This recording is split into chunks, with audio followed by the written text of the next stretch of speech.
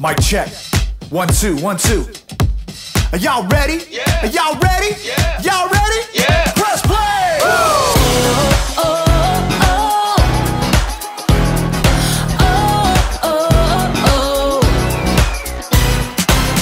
Jesus, we know we belong here because of your love for us that goes on and on forever.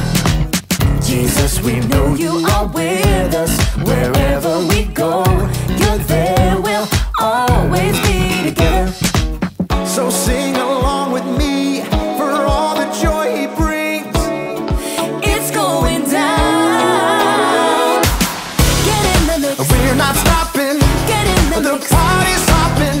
Get in the mix. Everybody say, it's time to press play. Get in the The mix. beat is dropping. Get in the mix. Feet are stomping. Get in the mix. Everybody say, it's time to press play. Oh, oh, oh. Press play. Oh, oh, oh. Press play. Jesus, we know we belong here because of your love for us that goes on and on forever. Jesus, we know you are with us wherever we go. You're there, we'll always be together. So sing along with me for all the joy he brings. It's going down. Get in the mix. We're not stopping. Get in the The mix. party's hopping. Get in the mix. Everybody say, it's time to press play. Get in the The mix. beat is dropping. Get in the mix. Feet are stomping. Get in the mix. Everybody say, it's time to press play. Oh, oh, oh. Press play. Oh, oh, oh. Press play. Oh, oh. Press play. Oh, oh, Press play. All right, all right, all right. We're gonna break it down one time, y'all. You gotta sing it out with all you got. Y'all ready?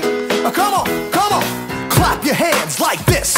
Have confidence to get in the mix. Clap your hands like this.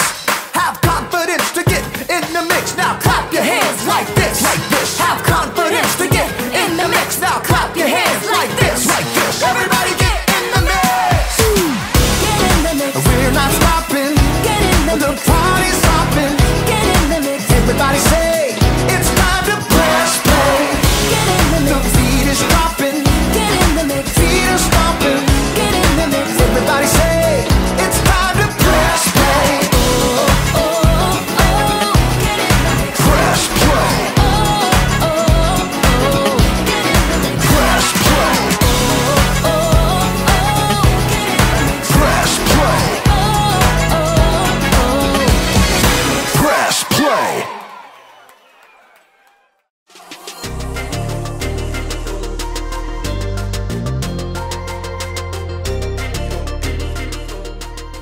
Hey everyone, I'm Graham, and I'm here to give you a little bit of confidence. Confidence is learning to see yourself the way God sees you. When you're confident, you don't just sit around waiting for something to happen. No, when there's a game to be played, you get off the bench and play. When there's a challenge to be met, you face it head on. When there's music to be played, you get in the mix, grab an instrument, and make some noise. See what I mean? Confidence. Believe it or not, some people think the triangle isn't that important of an instrument. The band could get along just fine without it. But we know better, don't we? I mean, how else would you know when someone on TV had a good idea? Or how would you know when someone had the right answer on a game show? The answer is the Yangtze River. And of course, who can forget the dinner bell? Come and get it! Sometimes something that doesn't seem important can make a big difference. And in today's story, we'll see how God used someone who didn't think he was important. And that someone's name was Gideon? Right, Gideon. See you in a bit. The Bible. It's 66 books of history, stories, letters, and poetry that fit together to form God's one big story. The epic adventure of how He created us and loves us so much that He made a way to rescue us. As we travel through the Bible, From Genesis to Revelation, we discover people who met God and found their lives changed forever. Now, for an amazing story, inspired by the book of Judges, chapters 6 through 8. As many times before, the Israelites turned away from God. He allowed the Midianites to take over their land. God's people hid out in caves. When they tried to grow plants or tend to livestock, the Midianites would show up and destroy their crops and animals. At last, the Israelites cried out to God for help. He heard them and sent the angel of the Lord to a man named Gideon, who was threshing grain in a winepress. Mighty warrior, the Lord is with you. All Gideon could do for a moment was stop and stare. Pardon me, sir. You said the Lord is with us? Then why has all this happened? The Lord has deserted us. You are strong. Go and save Israel from the power of Midian. I am sending you. Pardon me, sir, but how can I possibly save Israel? My family is the weakest in the tribe, and I'm the least important member. I will be with you. Even with a direct message from the Lord, Gideon was still nervous about the whole thing. Give me a special sign. Then I'll know it's really you talking to me. So God gave Gideon a sign, sending fire to burn up meat and bread. God's spirit was with Gideon, and when the Midianites and the Amalekites gathered to attack, Gideon sounded a trumpet for the Israelites to follow him. But even as the army gathered, Gideon once again pleaded to God for another sign. God responded by letting dew fall on a fleece, and then on the next day, only on the ground surrounding it. Okay, I've got it. Thank you. At last, Gideon was convinced God wanted to use him. He camped with 32,000 men at the spring of Harod and prepared for battle. Here, God spoke again. I want to hand Midian over to you, but you have too many men. Too many? Israel might brag, my own strength has saved me. Announce to the army, those who tremble with fear can turn back. Gideon did just as the Lord instructed. There, Lord. 22,000 men have gone home. Only 10,000 left to fight. There are still too many men. Have you seen the Midianite army? Take the men down to the water. There I will reduce the number of them for you. Even though it must have worried Gideon to lose more of his army, he did just as the Lord said. Field trip to the lake, everyone! At the water's edge, the Lord said, Some men will drink the way dogs do. They will lap up the water with their tongues. Separate them from those who get down on their knees to drink. Gideon watched carefully. Most men got on their knees and drank directly from the water, but 300 men cupped the water in their hands and lifted them to their mouths to lap. So, God, I send those 300 men home and keep the other 9,700, right? With the help of the 300 men who lapped up the water, I will save you. Let all the other men go home. Okay. Yes. Gideon sent home every single person in the army except those 300 men. Get some sleep.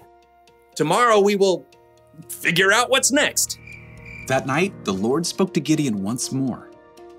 Get up. What? I'm awake. Gideon stumbled out of his tent. Below, the campfires and torches of the enemy armies covered the entire valley. So many. Like a swarm of locusts.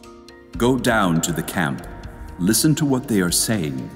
After that, you will not be afraid to attack.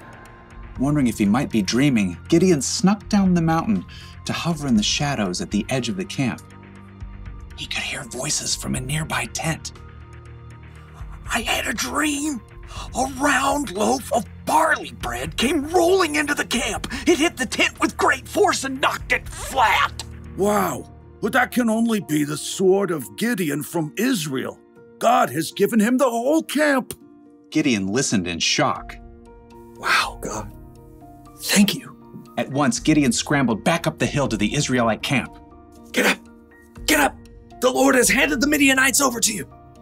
Quickly, Gideon separated the 300 men into 3 groups and handed each one a trumpet and a clay jar with a torch inside. Watch me. Do what I do. I'll go to the edge of the enemy camp.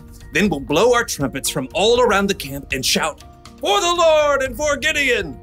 Gideon and his men headed quietly down the slope, fanning out in groups to surround the vast enemy camp. Okay, get ready. As soon as Gideon sounded his trumpet, he smashed his jar so the torch shone brightly. The other 300 men did the same.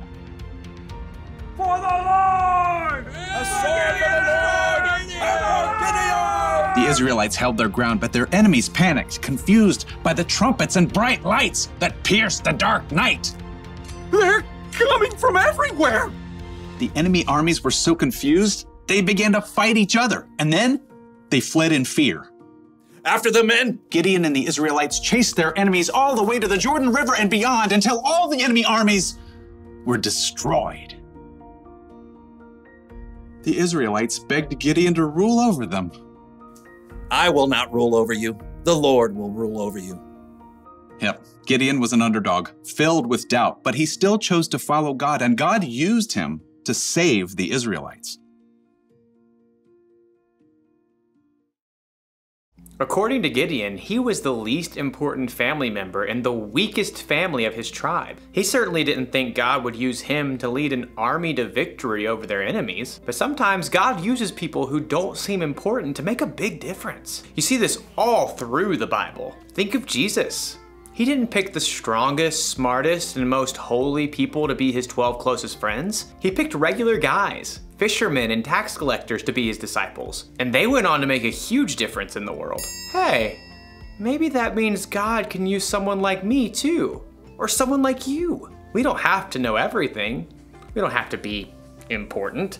God can do big things through us. Maybe he can use you to help a friend who's having a bad day. Maybe he can use you to solve a problem in your community. Or you might invent something that's never existed before. You might not think you're that important, and you might not think you're ready to make any kind of big difference. But the truth is, God thinks you're important, and he's totally ready to use you for something amazing. That's the one thing to remember today.